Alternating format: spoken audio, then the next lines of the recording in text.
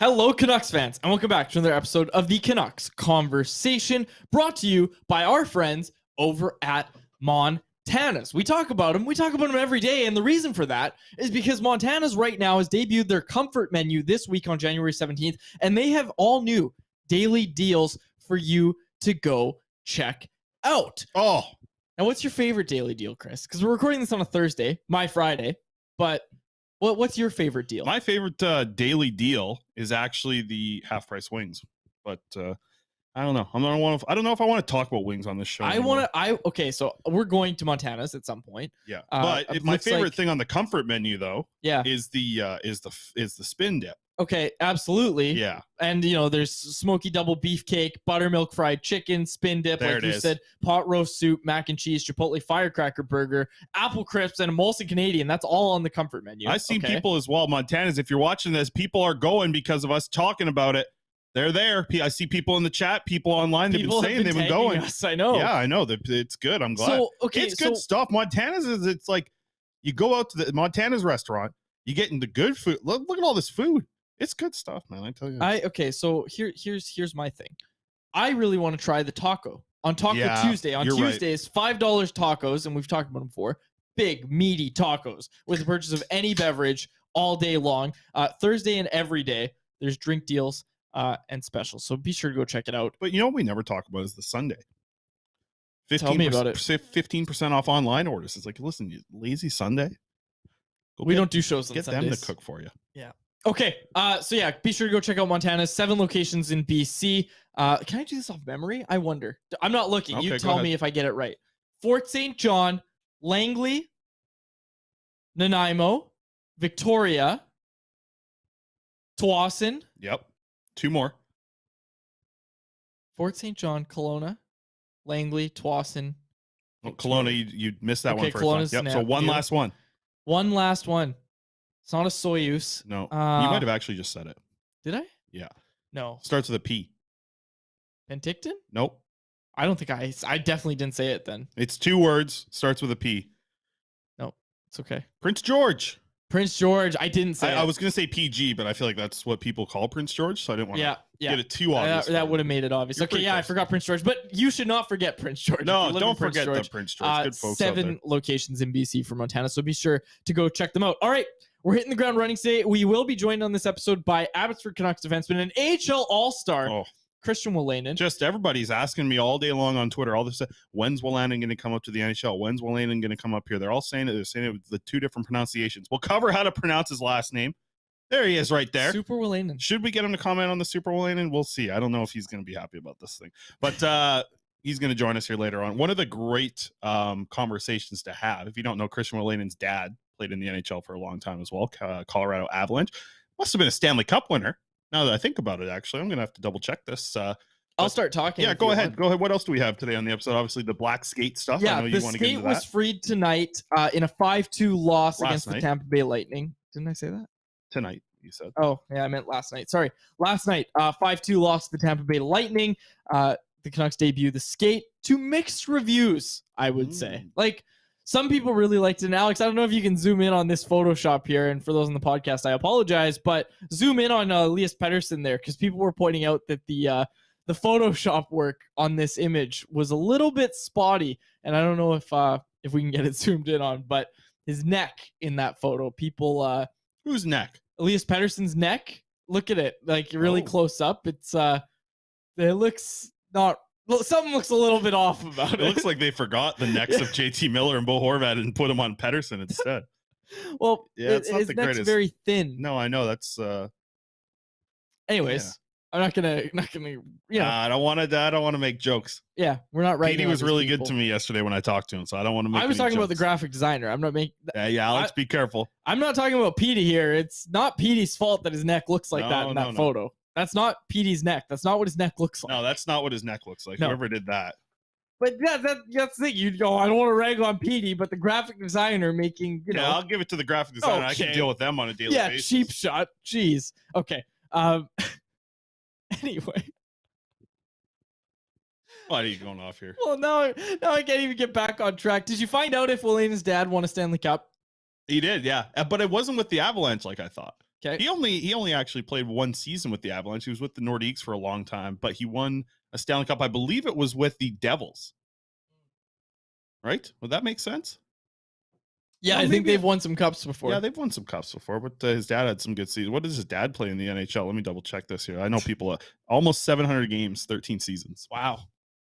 Interesting stuff. But wait, Wolanin's ripping it up. One of the top scorers in the AHL, not only defenseman, but just scorers in general, putting up a ton of points. He's a good, like I said, he's a great conversation too. So we'll chat with him after at about 1:15. We'll stop by.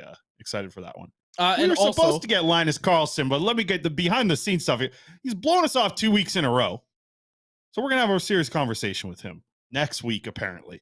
But so I said, you said next week, last week. You said this week. When are we going to talk to Linus Karlsson? Sometime. He's a fun chat. We'd have some fun with him. I think we had some fun on the Patreon today. Tell you what, he misses next week. It's going to go from a fun conversation to a very intense conversation. So next week, Linus Karlsson. Otherwise, it's getting intense with him. Yeah. That's what I'm saying. We had some fun on the Patreon. Talked about why get out of here, Alex. Some other guests haven't. It's just that's not even the worst photo. That's not even the bad one. Whatever.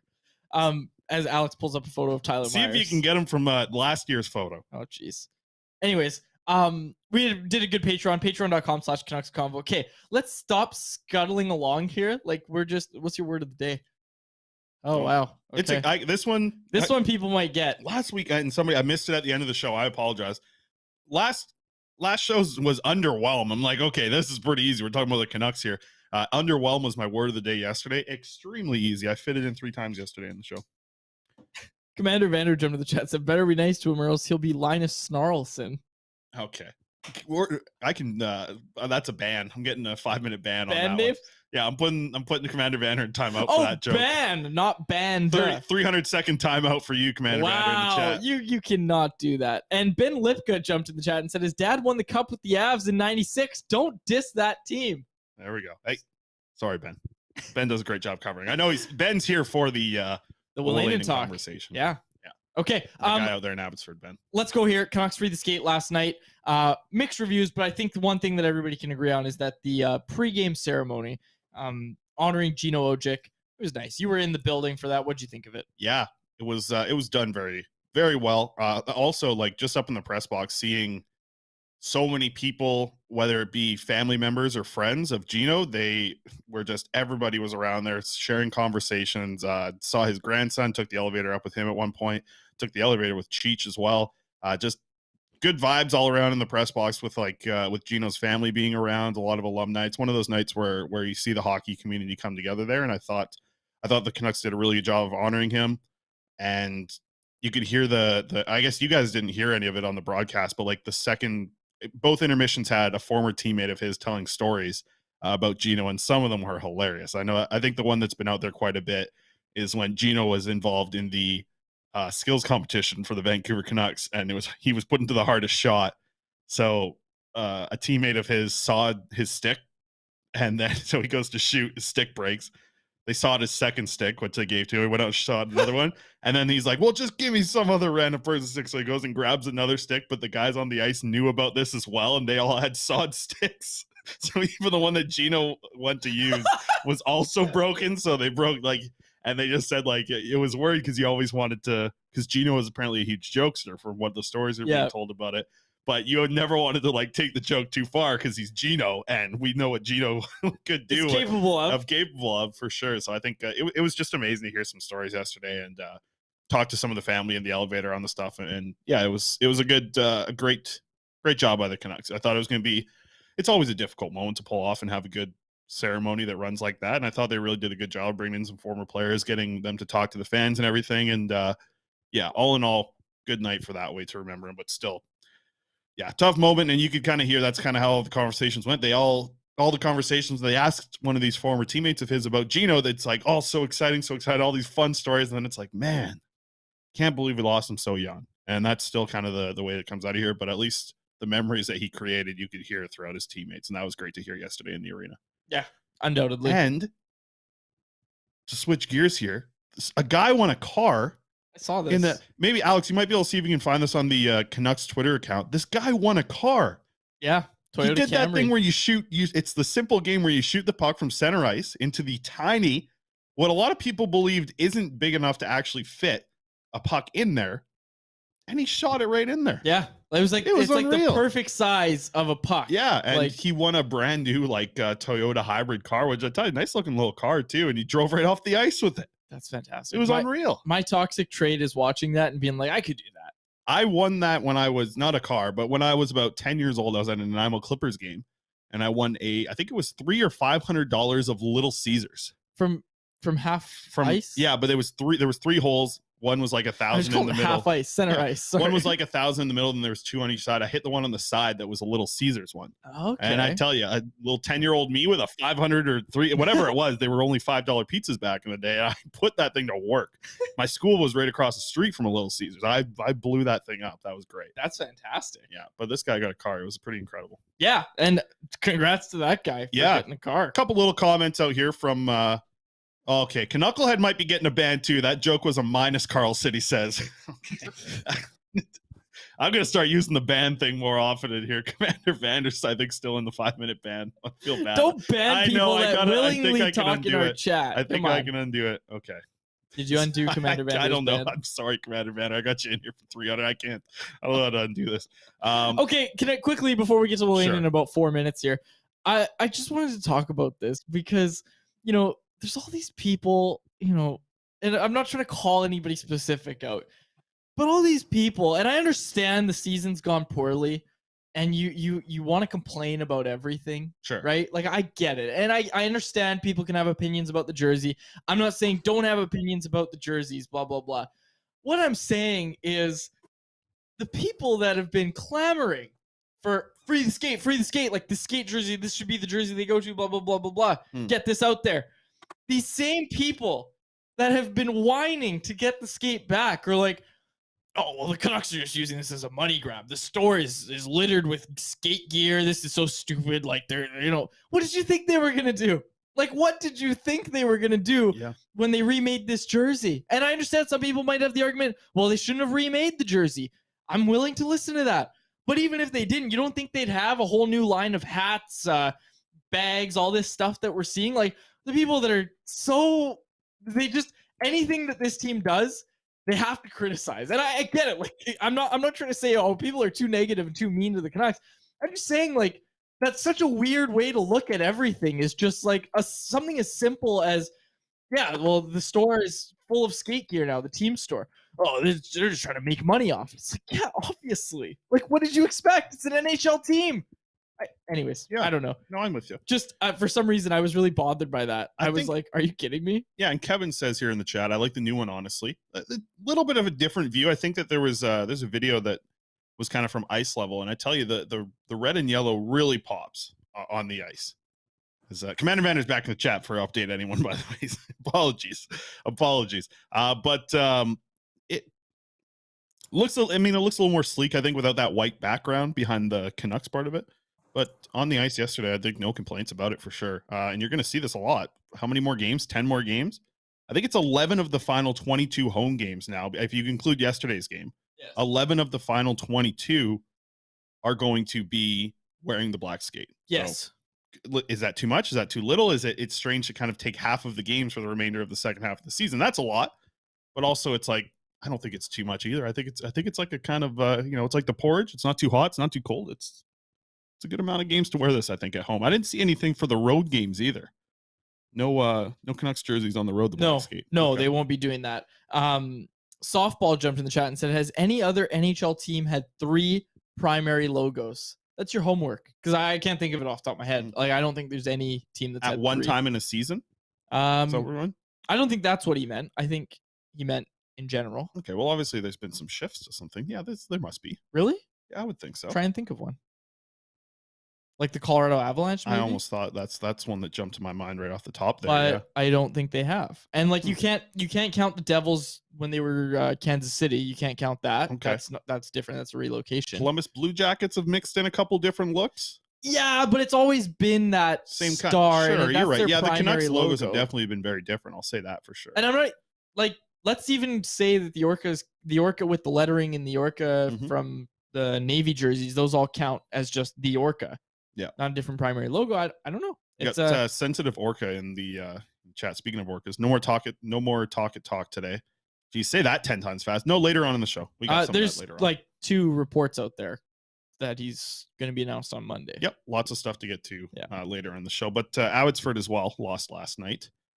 Tough one in overtime there. They fought back in the 2-0 game. There's a lot of good stuff out there for the Abbotsford Canucks with that young group out there. And Archer Seelov has been a great example of the team kind of coming together right now to play in front of one of these young players. And they've obviously had a lot of guys step up into this position and make it a really fun time out there in Abbotsford. I know a lot of people in our chat here have gone out to Abbotsford, have been able to watch the games. Tell you what, if you've been out to Abbotsford, you've watched the games, you've probably seen this guy have a 3-point night because he's been ripping it up this year. Christian Wolanin now joining us here from the Abbotsford Canucks, defenseman for the Abbotsford Canucks, AHL All-Star. Christian, how you doing, man?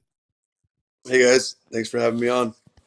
Absolutely. I have to say, in introducing guests, that might have been my most seamless one that I've done up to this point. So props to myself on that one. Christian, it's been an exciting time for the Abbotsford Canucks. I think a lot of people that are fans of this whole organization are really starting to take notice with the type of hockey that you guys are playing out there, what's going on with the new coach, Jeremy Colleton, and, you know, looking at point totals, you're one of the players that they're kind of excited about as well. Just in general, you come here to a new organization. How has this gone in your eyes so far up to this point in the season? It's been fun. It's been fun from an individual standpoint just to play hockey again.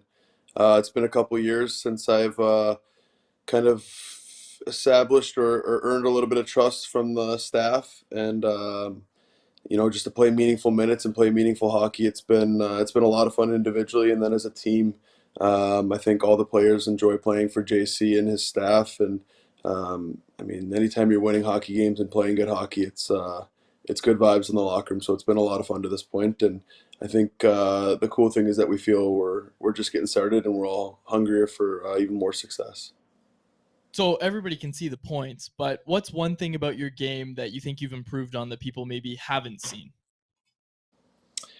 I'm just playing. Honestly, I think if I earn the right to play meaningful minutes, as I always say, and earn the right to be put out there in situations, I think that I'm gonna give the team a chance to win.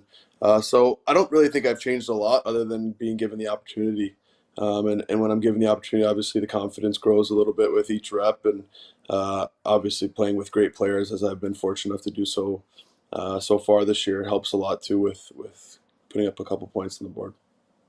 You mentioned your coach, Jeremy Colleton, out there, obviously, to be in the situation that you're in right now of playing power play, playing, top pairing minutes, penalty kill, everything.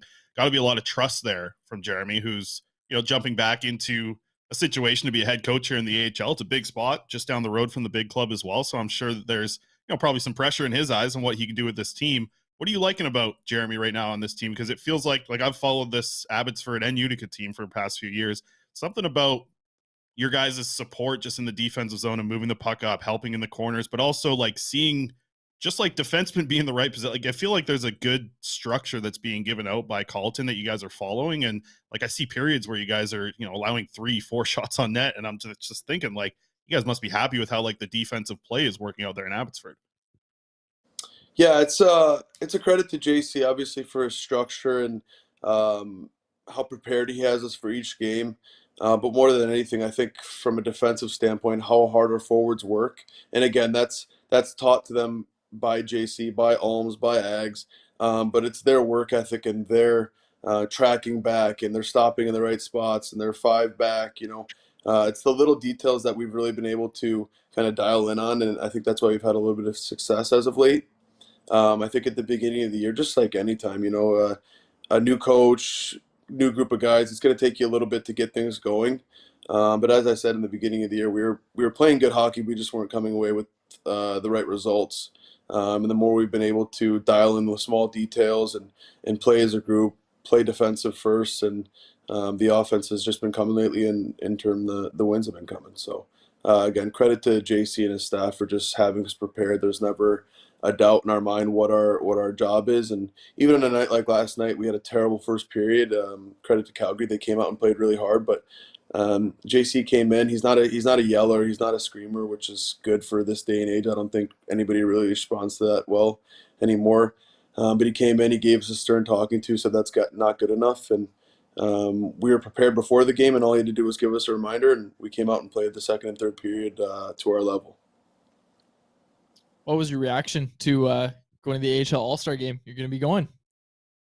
Yeah, it's exciting. I think I've said it a few times since kind of being told that I'm going to go. It's a weird thing because it's an individual award and a team sport. So really, I'm just representing the Abbotsford Canucks. I know my name might be on it, but it's a team award. You know, as I said, I've been fortunate enough to play with some really good power play units this year. My 5-on-5 points, it's kind of been up and down the lineup. It's not just one line that I'm getting them with. It's been first line to fourth line. So again, all credit goes to my teammates and the staff for kind of putting me in the positions I've been in. And I have a lot of assists, so obviously somebody's putting them in the net. So credit to the guys around me. Are you able to get any tips for, I believe Laval is where the All-Star game is. Is Guillaume helping you out, or Vinny? I know Vinny's probably got a lobster fishing spot for you out there to go check out or something. Yeah, no, they said if you need a +1, they'll come with me. So maybe I'll bring them both with me. But at the same time, I think we're in San Jose to end our road trip next week, and I go right to Laval on a red eye. So I'll assume that they're going to want the rest, and I'll give them their rest, and I'll meet up with the boys after the trip. Sounds good. That's going to be a tough ask for you to go play some 3-on-3 after that trip, man. Jeez. Yeah. But a lot of players on this team, I think Canucks fans are pretty excited about to see some of these young guys stepping in and really having a big year. I mean, the Swedish House Mafia line we've heard about from Vasily Podkolzin about the nickname there. A lot of young guys like Danila Klimovich. But I want to ask you about the goaltender who just set the record for the most, and I know it's 2 years. It's not a crazy record to break, but for Archer Silovs to do what he's doing at 21 years old, as a defenseman, to know that he's the guy behind you and what he's doing at such a young age, what can you say about what he's been able to do this season? Yeah, he's been playing great hockey. I think he's been getting better every day, whether it be playing the puck, helping us defensemen out a little bit, his confidence in talking to us. And I'm not going to pretend like I know what it takes for a goalie to make it, but I know it's probably the hardest position in hockey to make it in and be a good one. So really, as I said, if we're playing good hockey and we're doing the right things defensively, hopefully we'll only be dependent upon him for 1 or 2 big saves a night, and he's been making those as of late. So again, I'm not a goalie expert. I don't pretend to be a goalie expert, but when they're making big saves and keeping us in games, whether we're playing good or not, you notice it, and we've noticed him a lot this year so far. And I think this experience playing on a winning team will be good for him. Well, I'm very anti-goalie, so I think if you're thick enough and you can lift that glove up and down, you'll be all right. But I know Quads as a goalie doesn't love that talk. But another player I want to ask about, it's an interesting spot. We've loved to kind of, fans have loved the nickname of that Swedish House Mafia line, but there's been games where that trio comes together, and I feel like the puck, like, as a defenseman, you're probably excited because you're like, hey, I'm not defending. We're just hanging out in the offensive zone. How cool is it when that trio kind of gets going for you guys? Yeah, they just are so good down low. They're so good at possessing the puck, protecting the puck, using each other. Obviously, to compare them to the Sedin twins is a stretch, being those are 2 Hall of Famers and 2 of the best to ever play. But I think just being around them and watching them all the time and having the open line of communication with them is a plus. And the way they play, having Niels down, Hoggy down, and kind of picking Carl back up and getting Carl going a little bit. It's been really great for our team, and as you said, it's a lot of fun when they're out there on the ice, because you just stand on the blue line and cycle it back low for them, let them go back to work, and just get open for the next opportunity. So we have a ton of good players, a lot of good line combinations from first line to fourth line, and unfortunately even the guys who haven't been playing so much. So we have a lot of talent, a lot of hardworking guys, and it's been a lot of fun to play with this group of guys so far. And the Swedish House Mafia is just a little cherry on top with being able to put that line together. We've heard a lot about the Sedins being out there in Abbotsford this season. What can you tell us about, just getting to be around those guys and the work they've been doing out there? I mean, I just love hockey, right? So whether it be hockey history, hockey legends, anything of that nature. So to have two guys like that that are willingly taking their time to be on the ice for us with, and that goes for all the development guys, all 25 of them, however many we have out there. It's a credit to them for just being human. Like they're the coolest guys to just be around. There's no ego. There's no talking down.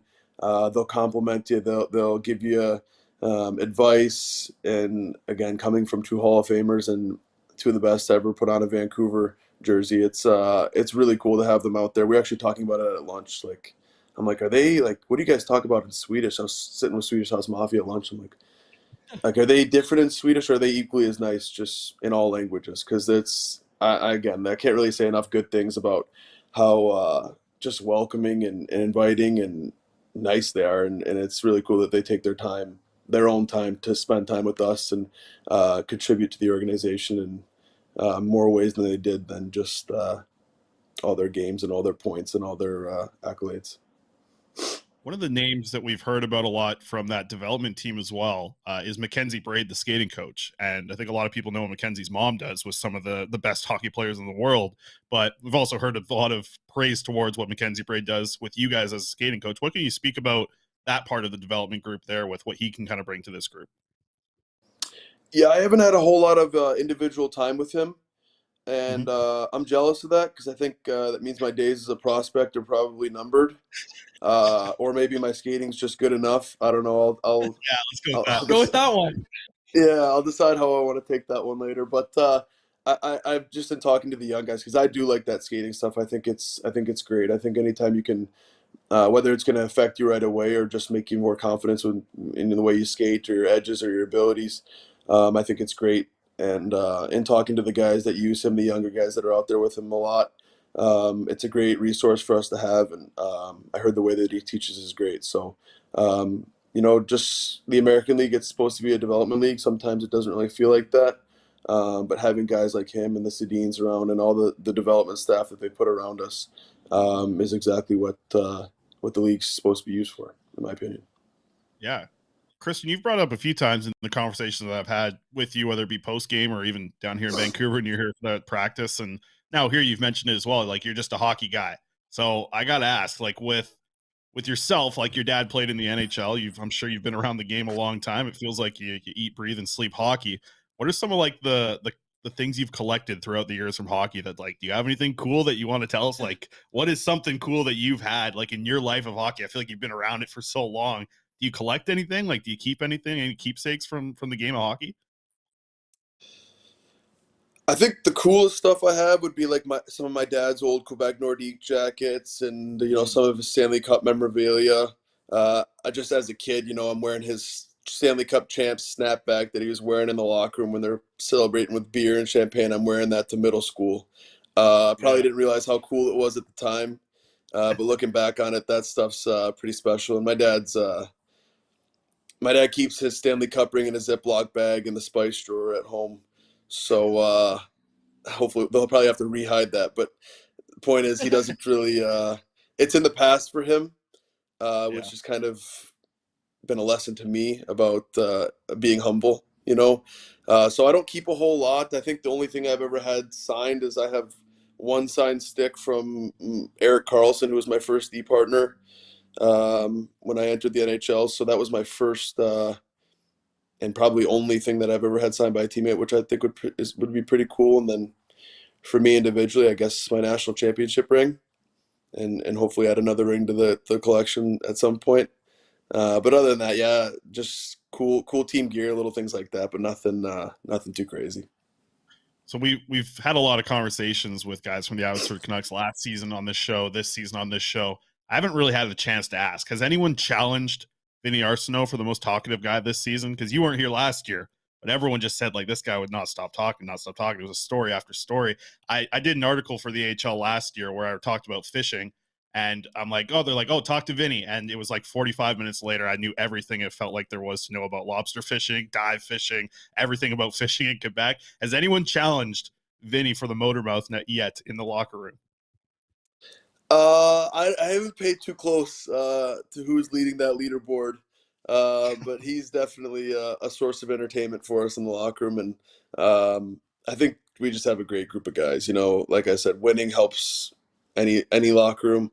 But I think we have a great deal of respect for everyone in that locker room, and everyone's got a voice. And obviously having a 22, I think Chase is 22, 21 maybe, a young captain, it helps for just the camaraderie of the locker room. And we're all kind of built up behind Chase. And as I said, everybody has their own voice, everybody has their own personality. And I think that allows guys to just feel comfortable at the rink and in turn play their best version of hockey. So it's been truly a great year to this point, and the vibes are high, and hopefully they'll continue to get higher. So we'd love to hear. And for people that haven't been out to an Abbotsford game yet, you guys just played against the Wranglers last night. It's going to be 3-4 for you guys against them. What are you expecting this weekend, man? If people haven't been to an Abbotsford game, why should they come out this weekend and see what you guys are doing out there? Well, I think it's a fun weekend because Calgary's a team that I think we'll see again. Assuming both teams go far in playoffs, they're a great hockey team. They're well coached, and I think the same thing about us. I think that we have great structure. I think that our forward group, when they're playing the way that they're playing, is a really tough group to play against. As I said, first line to fourth line, we have guys that are going to get in on the forecheck, possess the puck.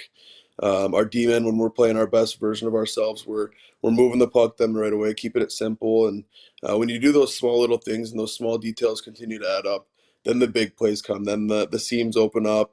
You have the Podsy goal like yesterday. We're just playing hockey, doing the right things, and all of a sudden Podsy opens up some space for himself. The Bainesy tire, like that line goes to work for 30, 40 seconds down low, and again, a seam opens up because of their hard work, and we're able to tie the game up. And I think when we play the right way, we're a really good team. And to give credit to JC again and his staff for putting us in a situation where we're prepared, and a credit to our forwards. Like I say it to them all the time, when our forwards are playing like they play, I truly believe that we can beat anybody in this league.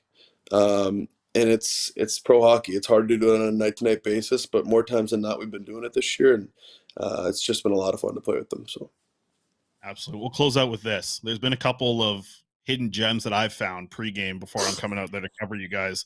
Brodeurs has been one of them. Lou's has been another one. Give me a restaurant that you found, Christian, that you've liked out there. In Abbey? Yeah, Abbey, around here, BC, anywhere. What have you found that you've liked? Hidden gem if you got it.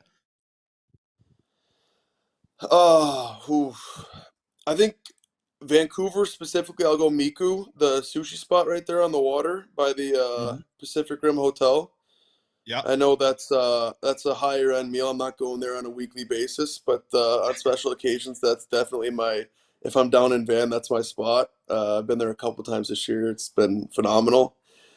Down in Abbey, I've been trying to cook a lot this year, trying to grow up a little bit in a few areas of life. So I've been cooking a lot of dinners at home. I went to a little breakfast spot, Anne Marie's Cafe. You guys ever heard of that? Haven't heard of that one, no. I think it's Anne Marie's Cafe or Anne Marie's Diner, something like that. Small little diner, small vibes, like probably 20 seats in there. I went and sat down, had a little me time the other day. That was a nice little experience. Yeah, so that's probably the only answer I could give you guys. Maybe I'll start do some exploring, and I'll get back to you so I can give you a better answer. But that's all I got for you right now. I think it's something like 50 different sides down at Brodeurs, and they're famous for like the deli sandwiches. Brodeurs a good one. Lou's for wings. Couple of good ones there for you anyways, Christian. But we appreciate you learning. I'll have to get on that wing spot. Absolutely, man. Well, hey, we appreciate you joining us here. Great chat here with you, Christian. Wishing you all the luck at the All-Star game, rest of the season, this weekend, everything, man. This has been great, and thanks for taking the time. Thank you guys for having me. Absolutely. There he is, Christian Wolanin. AHL All-Star, Christian Wolanin joining us, courtesy of our friends over at Zephyr Epic. Over at Zephyr Epic, you can use promo code Hockey Season, capital H, capital S, all one word, Hockey Season. That will give you $5 off your order, and they also have free shipping. There you go. Excuse me. Almost free delivery. Yeah, I knew your delivery. Free shipping on any order over $50, Canada-wide from Abbotsford. Nice. To, oh no, I can't think of an A off the top of my head. Airdrie, Alberta. Okay, tell or us air about dry. I don't know dry. anything about it. I used to drop some packages off there when I was working as a hot shot driver in Alberta, which hot shot doesn't mean anything about me driving fast or anything. It's just that's what it you deliver. I'm not going to say it. I almost said you deliver medals, and I almost said what I was going to say was this, because this is what I did a lot of. The hell are you talking No, people about? are going to take this the wrong way, but this is what I was going to say. When I was in Alberta, I was delivering pipe. Okay, that's what I was doing a lot of. That's what I was trying. I meant it in a literal way. A lot of the things that I delivered when I was there in the rigs, driving stuff around, was pipe. I was delivering pipe up and out in Grand Prairie. But that's why I didn't want to say it, but you suckered it out of me there. Oh my gosh. So I used to go to Airdrie a few times. Thank you, Marcus. Airdrie. Anytime you had to lay the pipe, you went to Airdrie. Yeah, delivering pipe to Airdrie. Okay. Look at this. This is another one going in the collection here. A electrode. One of my newest original 151 heading into the collection. Zephyr Epic. I wasn't gonna say it. Christian's still on the line on the. Yeah. Well, I'm sure if he is, he's having a good laugh about this let's one. not bring him back in. Okay. Zephyr Epic. They've got the retail location in Surrey. Go check them out. ZEPHYR Epic. I'm heading out there end of the month. I'm going out to Zephyr. There, we got another little thing going.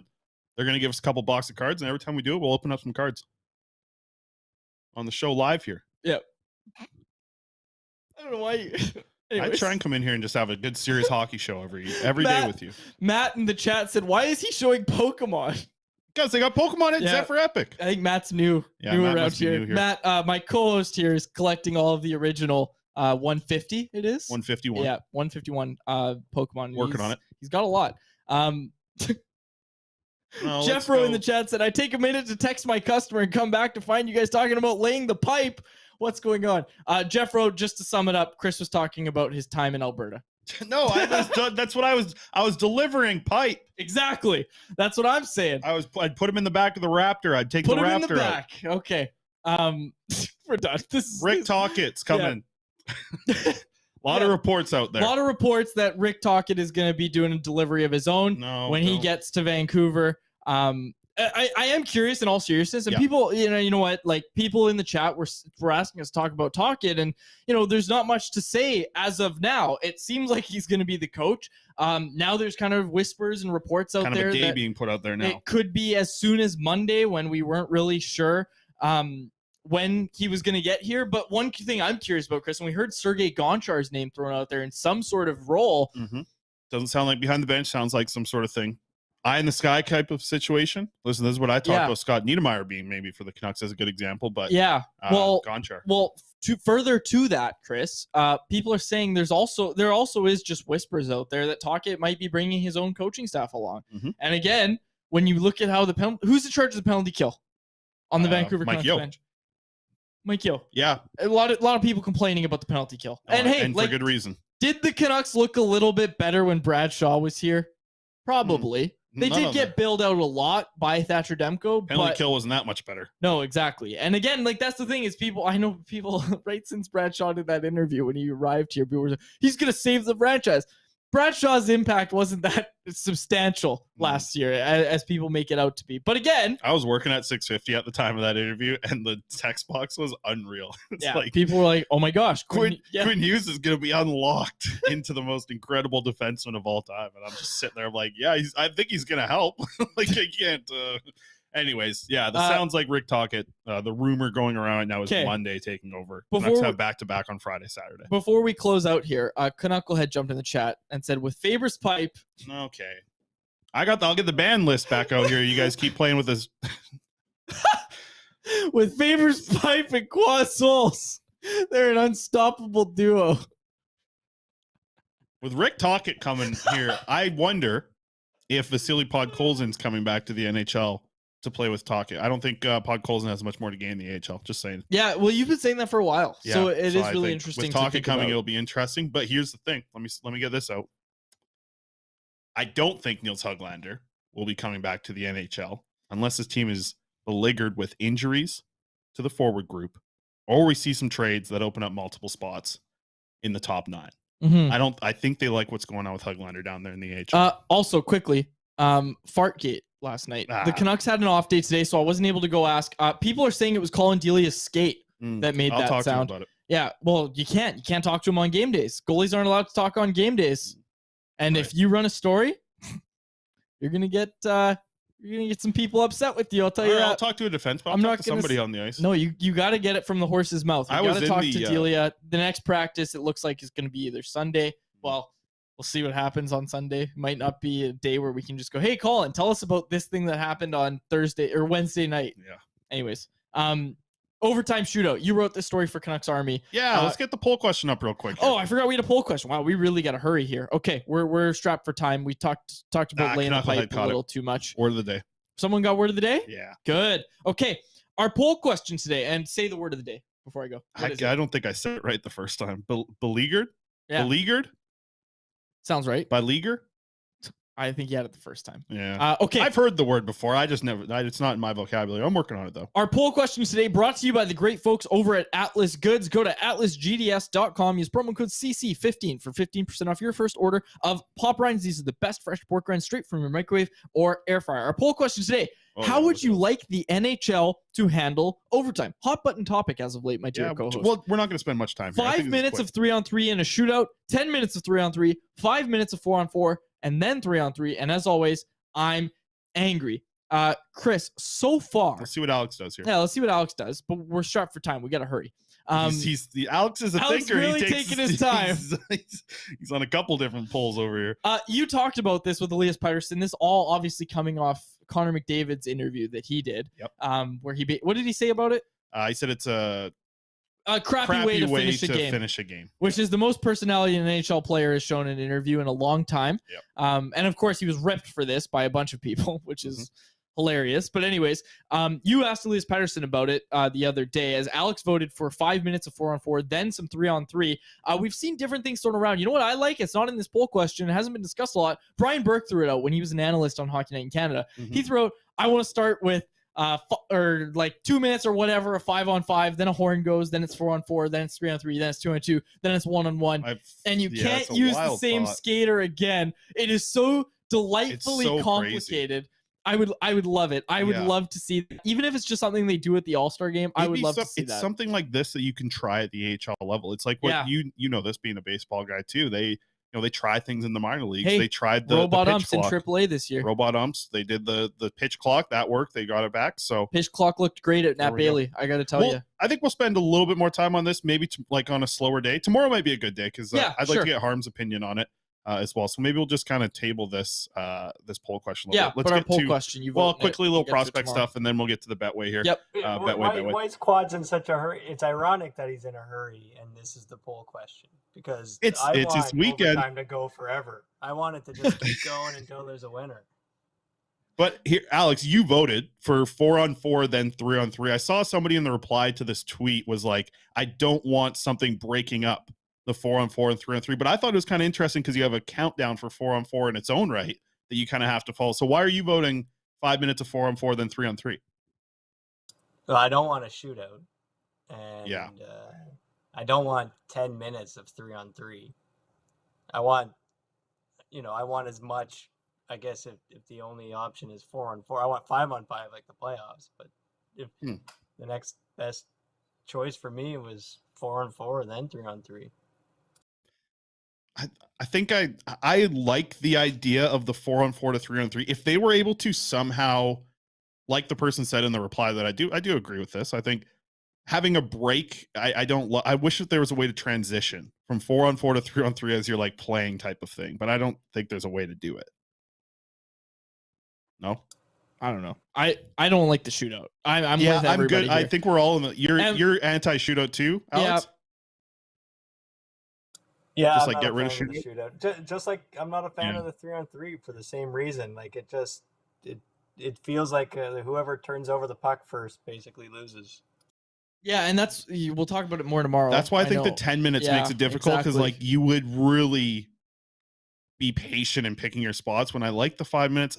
I think that's why I like the idea of the 5-on-5 of 4-on-4 then 3, because I feel like you won't take that extra time, because that's what Pettersson talked about when I talked about this with him just yesterday. And he was saying like teams would be a little bit less offensive. They would be a little bit more structured at 3-on-3, which I don't know. Maybe the Canucks won't, but somebody will. Also, you mentioned how many times Wolanin said structure in that conversation. Pretty structured down in Abbotsford. All right, Betway. Okay, I'll chat more with this with Harm tomorrow because we're going to need some time. All right, Betway. Here we go. What do we got? Betway. No Canucks game tonight. Instead, we've got some Betway bets, which I completely forgot. Alex Ovechkin or Evgeny Kuznetsov to score 1+ one or more goals over there on Betway. $10 bet, return you $14.44. I love those either ors on Betway. Betway minus 225 on Betway. So $10 bet on Betway will make that $14.44 Betway. Then the big one. The Betway folks, I get an email, I open it up and it says Betway, stop doing these big bets. Betway. And then it's signed by Betway. And I say, nope. Capitals to win over 6.5 total goals. Because I don't know if you have, I don't think we have, I deleted already, but yesterday's bet, double hit. Boom. We hit on both yesterday. But the Capitals to win over 6.5 total goals, Alex Ovechkin and Clayton Keller to score a goal. You put $10 down on Betway, 130 return over on Betway. Betway, those are our bets of the day on Betway. 19 Thanks to plus. Here's yesterday's.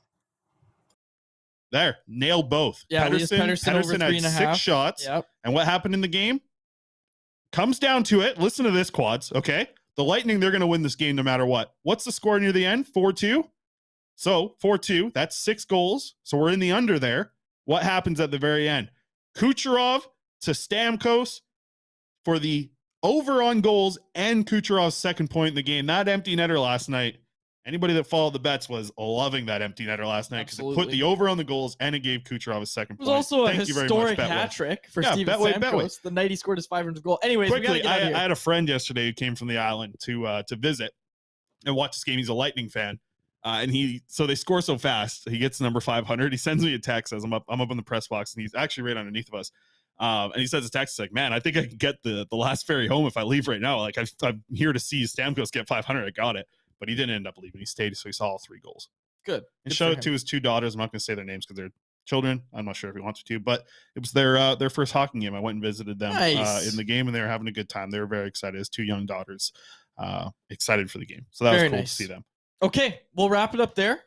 For my co-host, Chris Faber, and our technical producer, Alex Lard, our thanks to Christian Wolanin, and of course, the great folks at Zephyr Epic for presenting Christian to us as our guest. Good Zephyr folks. My name is David Quadrelli. Thank you so much for listening to another episode of the Canucks Conversation.